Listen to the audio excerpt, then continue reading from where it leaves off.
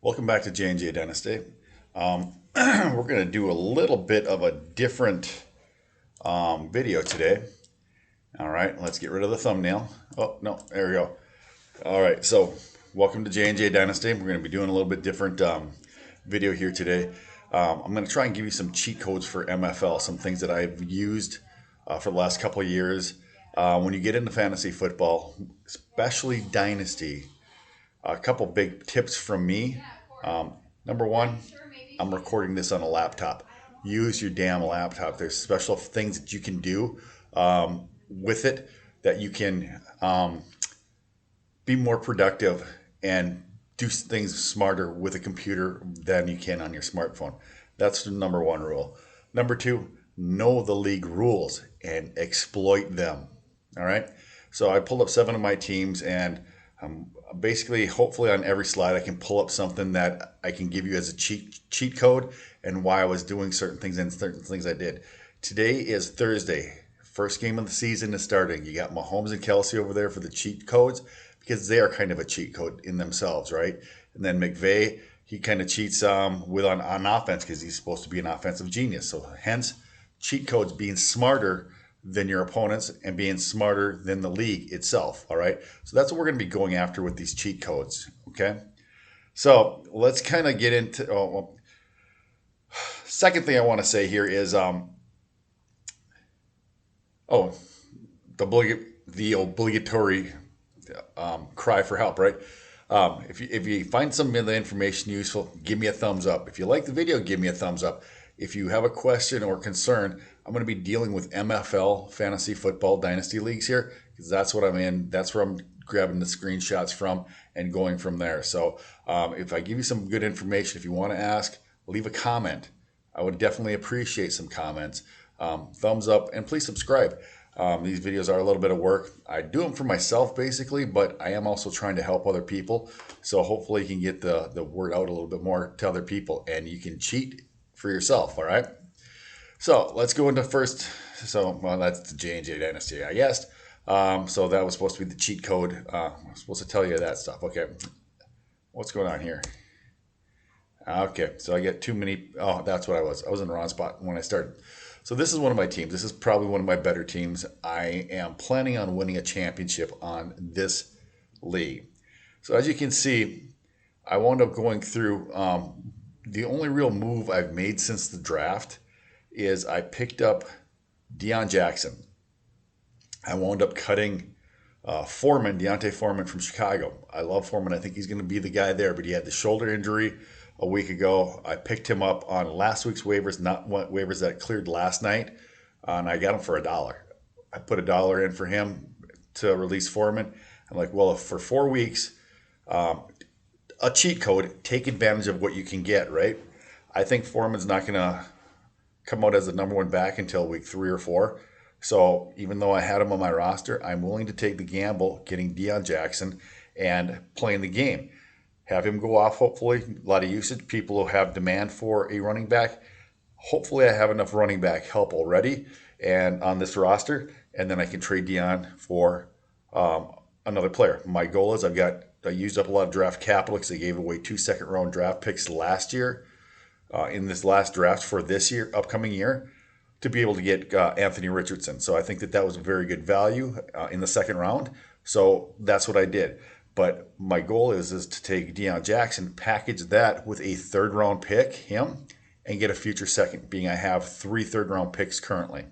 So hopefully after he goes off on that, then I can cut him, and I can also then get a second-round pick, move from a third to a second. So that's what my whole goal is with this team, and that's basically all I'm playing for free agency.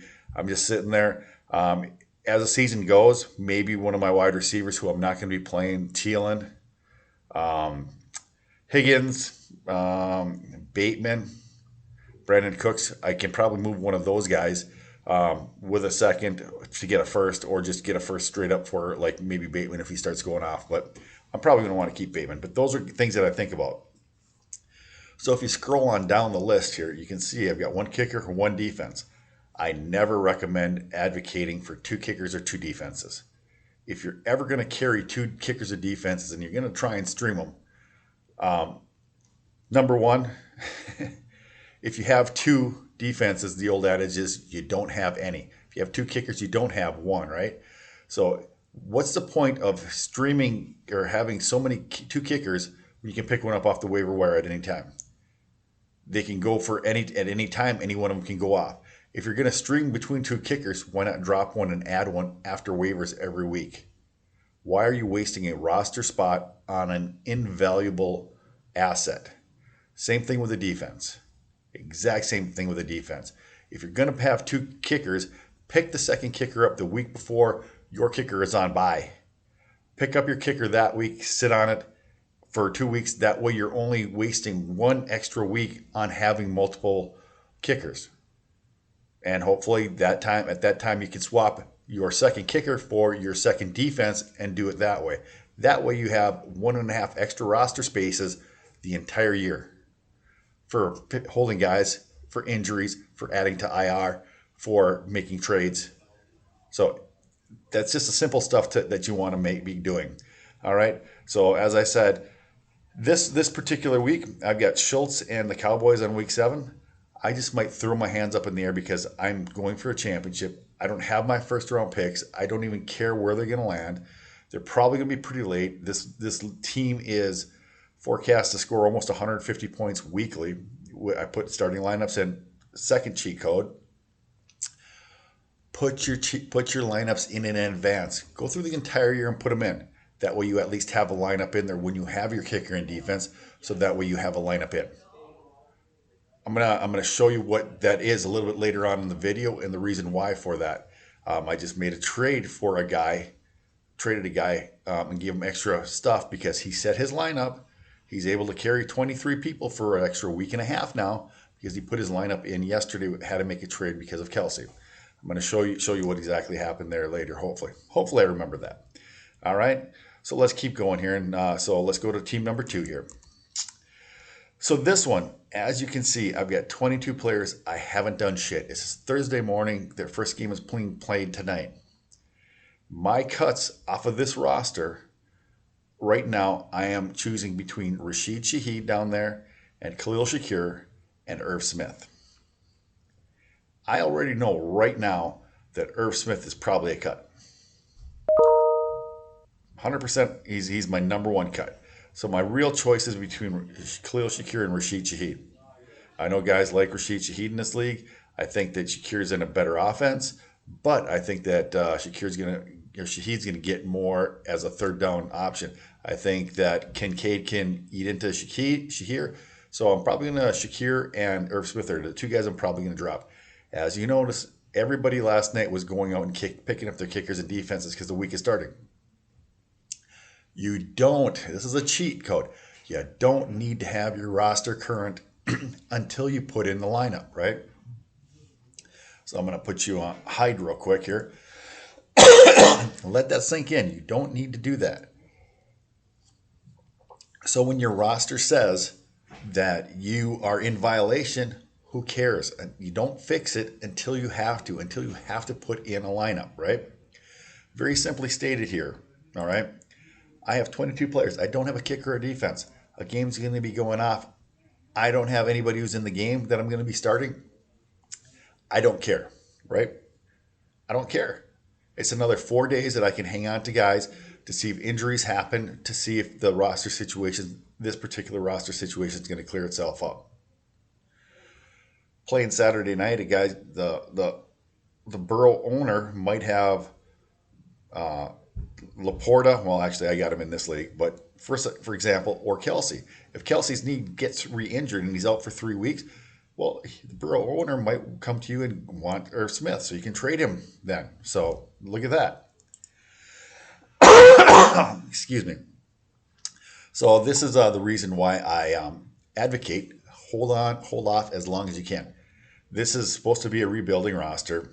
Roto Trade says this is a pretty decent team. Keep Trade Cut says this is a pretty decent team. I don't think so. I thought this team had a little bit of a chance until Breece Hall got counterfeited, and he's going to be sharing the backfield with Cooks. But I had this as a rebuild team anyways, which is why I've got a pile of young wide receivers I'm taking a chance on. I've got a ton of draft capital in this league. a first and 3 or 4 seconds next year. So if I'm bad, I don't care. I get a better draft pick. That's another cheat code. Know where your team is and what you're doing with that team.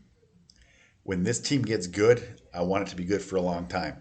In 25, I got a first and 3 seconds already in 25 and 2/3 and 3/4 in this league.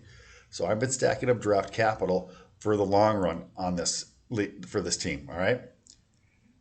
So know what you're doing with your team. Cheat code, right? Let's go on to the next team. This one, kind of what I was saying before, but don't do anything when you have to. We've got the starting lineup this week. Look at this. I've got 2 Detroit guys. 2. I don't have a kicker and a defense. You know what's going to happen with this team? I'm just not going to start Gibbs, and I'm not going to start Laporta. This is kind of a borderline team. I thought I could make it good. I had a bunch of draft capital coming in. This league is a non-trading league, which I don't like. But I have a first and a second next year, and a first and a second or 2 seconds the year after also. So 2 seconds and some extra picks, trying to build this league up. So basically on this one, I mean, I've got to find somebody to cut right now. As of today, this morning, my cuts are DJ Shark and Isaiah Spiller. I'm going to keep Deion Jackson for the simple sake of that. Not to mention with the guys that are out there on the waivers, and this people don't do anything. There's been 5 trades all year so far in this league, I think. No, I'm sorry. It's 10 trades, and I've been a part of 5 of them in this league. So it's a non-trading league. And nobody's blind bidding anything. I think I got Deion Jackson in this league 2 weeks ago for $3 for blind bid bucks. Know your league cheat code. All right? Cheat sheet. Know your damn league. Know your players in your league. Know if they're aggressive. Know if they like young guys, if they like old guys, if they're going for it, if they're not going for it. If you know what they're looking for, you can play to their vanity and give them what they want. Right?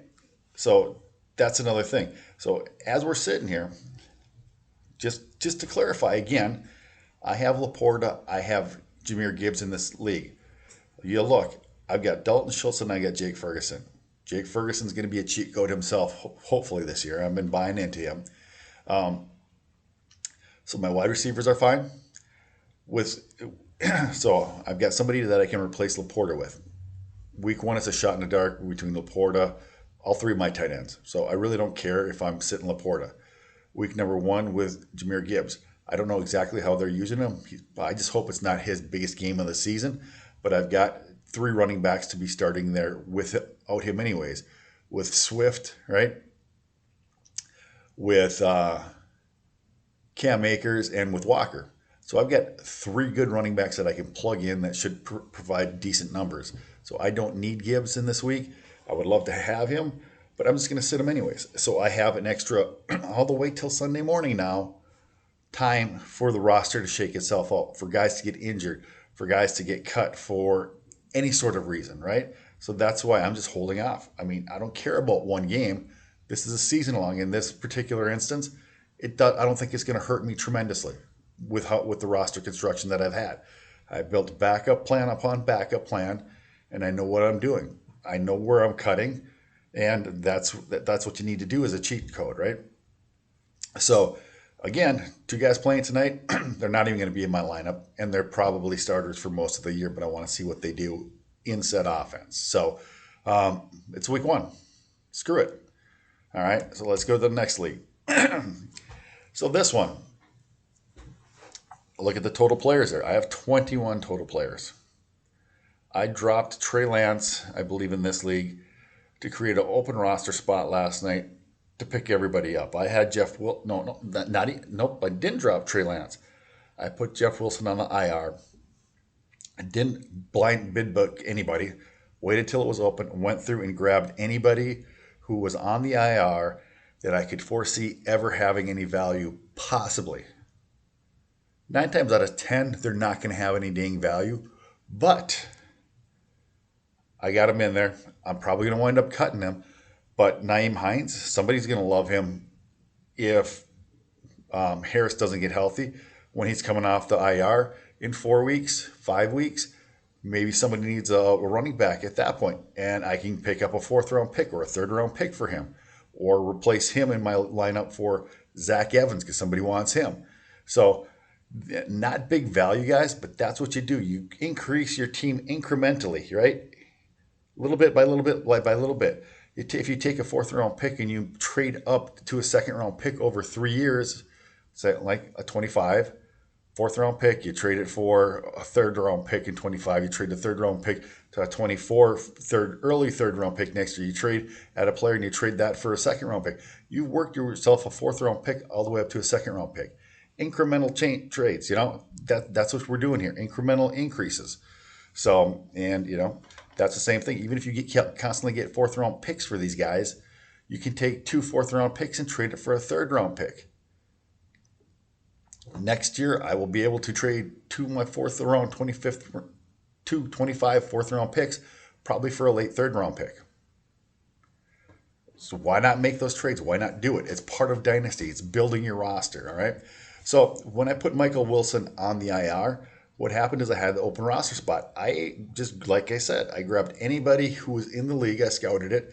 And again, I used a computer. I went into the drop ads. I hit, is it F3 or F4? Little box pops down. I put space, capital I, space. It will run down a list. When I scroll down for free agents, the little I in the one column gets highlighted so I don't miss it. I look over, I see the name. I made a list of about 7 guys that I want. I already had one guy on IR. I picked up the 6 best ones that I thought, threw them in there. Useless exercise, maybe, but maybe one guy hits. Maybe gets me a 3rd-round pick. Maybe I get 2 4th-round picks out of it. Maybe one of the guys helps me down the road. I don't know, but you do it just to give yourself an advantage, right? Maybe Nyheim Hines is a throw-in to get a 3rd-round pick with a 4th-round pick at some time. Who cares? Or throw-in pick to upgrade one of your receivers, a 2-for-1 trade. Who cares? But you at least have some capital to do it. That's why I kind of do these things. All right. So I think that's pretty much from that roster that I want to get out of that one to show you. And that was just because I put Michael Wilson on the IR. I have an open spot. I still haven't filled it up to 21 yet. Well, the guy who wins leagues who takes my advice just calling me again. Just got off the phone with him for an hour talking about his lineups. So we'll continue. We'll just finish this video. So we're going there.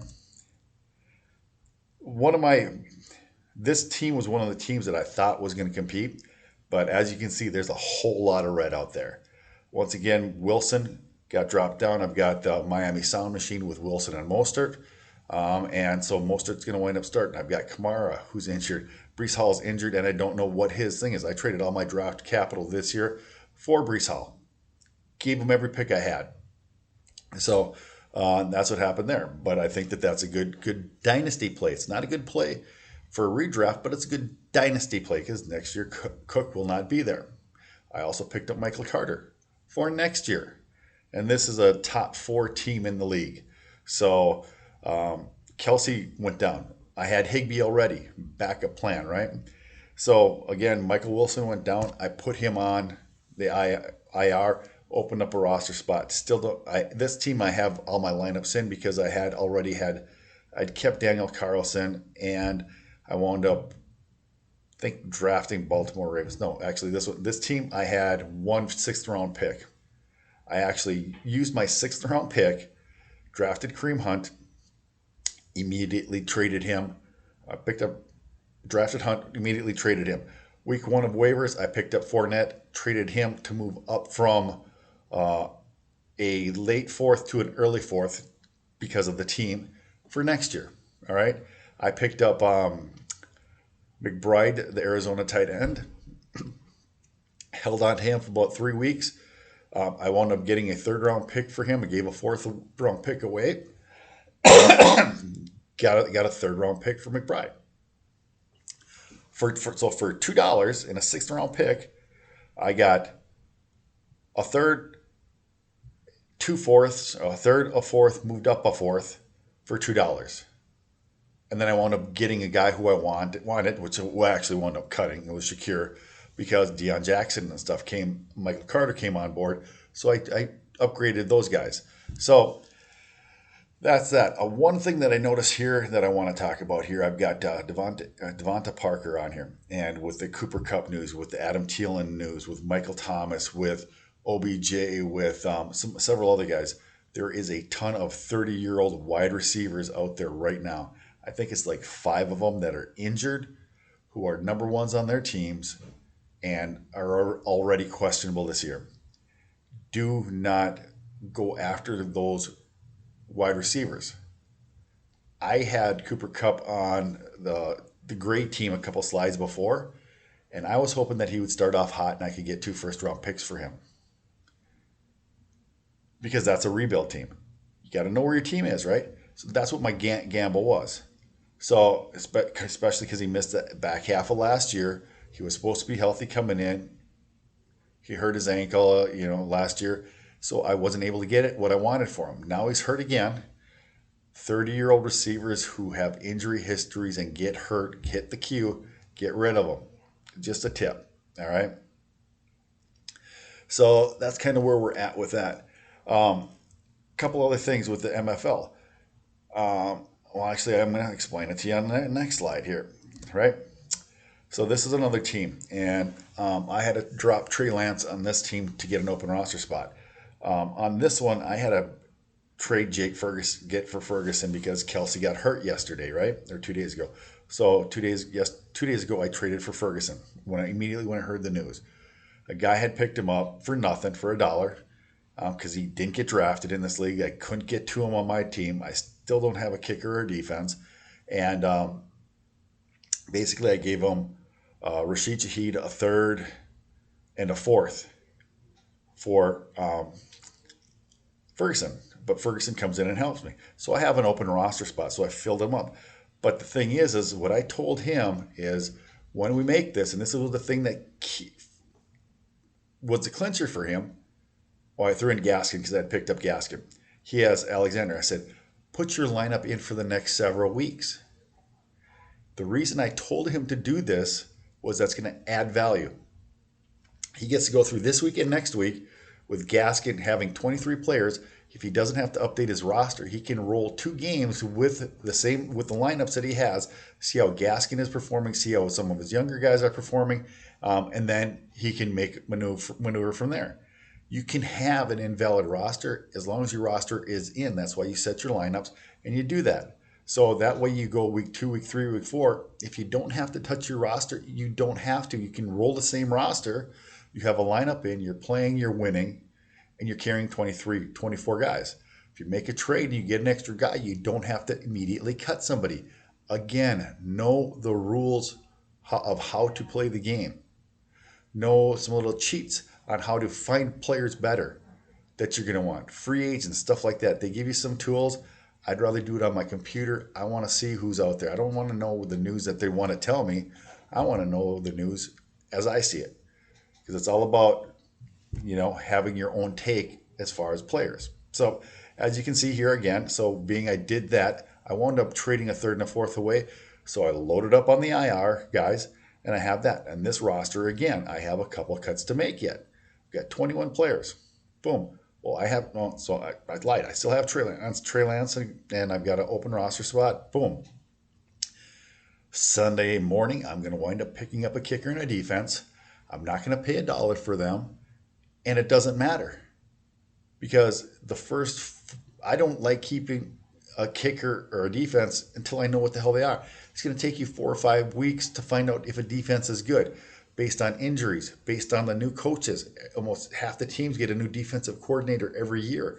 So, you're not going to know what's going to happen with the defense. You have so much free agency. You don't know where a defense is until week 5, 6, 7. So why are you going to hit your wagon, spend a draft pick, spend $50 of blind bid bucks, $20 of blind bid bucks on somebody you're going to cut anyways? Okay? So getting back to what I was saying in the week 1, why would you keep 2 kickers? Why would you keep 2 defenses? Back in the first slide. You don't want to do that. You want roster spots. You want more options. You want to trade. You want to gain assets in the form of picks and or bid bucks so that way you can use them when you need to use them sometime in the future, down the line. One of my golden rules is I never want to cut anybody. If I can avoid it, I would rather trade somebody for $5 or $1 than cut them. That $1 might be the difference between you winning the blind bid bucks, right? You have 501, everybody else has 5. You win. Um, um, what's his name goes on? Dak goes down in 3 weeks. Trey Lance is going to be the starter. Say it's a catastrophic knee injury or whatever, or something that's possibly career ending. Well, now you can bid 501 to get Trey Lance off of waivers because that's where he should be on everybody for everybody. So that's why you do these certain things to give yourself just that little bit of advantage. Because if you give yourself that little bit of advantage, if you accumulate 3 or 4 extra assets every year, that adds up over time. If you're making yourself 5% better than any other team, compound interest says you're going to be way ahead in the long run. So that's kind of some of the basic things that I do as far as cheat codes for fantasy football. So, oh, here we go. I guess I forgot about this last team. What am I doing here? Okay. This one I dropped Fournette to pick everybody up. All right. And I still got Kareem Hunt and I don't have a defense. So Kareem Hunt is going to be my next drop. I'm going to wind up adding one more person on the IR before I do that. But I'm going to pick up a kicker and a defense there. I'm going to give Kareem Hunt as much time to sign with a team that I could trade him or get some value for him because he's the only one that's been mentioned with seeing teams. That's why I already cut Fournette first, even though I think Fournette's a little bit better running back at this stage in their career. But that's what's happening there. So my rule is don't make a roster maneuver until you absolutely have to. Now, I did not have to do this, but I was compelled to, being that anybody who is smart could do the same thing and pick up all these guys on IR. So that's why I cut Fournette, because technically I didn't have to, but I did it to gain the access to Fortson, to Justin Schuler, to Trey Sermon, and to Nyheim Hines. Oh, and Wongwu. So they may wind up being nothing. I may not ever get anything for them, but I was not going to get anything for Fournette. And I doubt that Fournette's going to wind up signing because he hasn't been mentioned with visiting anybody since New England 6 weeks ago. So everything's a calculated risk. If you can double the value of your player, incrementally move up, right? There you go. So if I can only get a 4th round for Nyheim Hines, I can't get anything for Fournette. There, I've improved my team. There you go. So I think that's pretty much the end of this video. I guess on this one thing I would say too is, along with the kickers and defense and tight ends, I only like to keep two quarterbacks. If you have more than 2 quarterbacks, there's something wrong. I don't like keeping like Allen and Burrow, 2 big time quarterbacks. I don't like that unless you're in championship mode. It's a waste of roster space. But I haven't gotten a decent value for him, so I'm waiting until the season to try to get some value, and I'm going to probably trade one, especially if Stafford winds up being decent this year, because you can rotate through quarterbacks. There's a couple of young quarterbacks next year. They're going to be mid to late 1st round picks because that's where quarterbacks go in standard dynasty, PPR. So if I'm a middle of the pack guy, maybe I reach three spots and I either get May or Williams. Doesn't matter, whichever one I want. If it's so you got to know what you're doing now and in the future.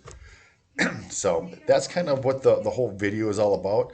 So same thing with tight ends, kickers, defenses. You want to have as many running backs and wide receivers, because those are the guys you want to use for flex positions as you possibly can. I think that's about all I have with my terrible lineups here for this video, and we're gonna, I guess, call it there. So I guess until next time, take care. I hope you guys enjoyed it. Please like and subscribe. Hopefully you guys have gotten a tip or two, but definitely know the software. Know the people you're playing with. Know how to use the software to its best advantage, which with whatever league it is. I'm doing MFL. Try to probably stick to one software so you can learn it completely, in and out, up and down, so you don't make mistakes. So I guess that's where I'm at with everything. So just wanted to let you know that. Until next time, take care.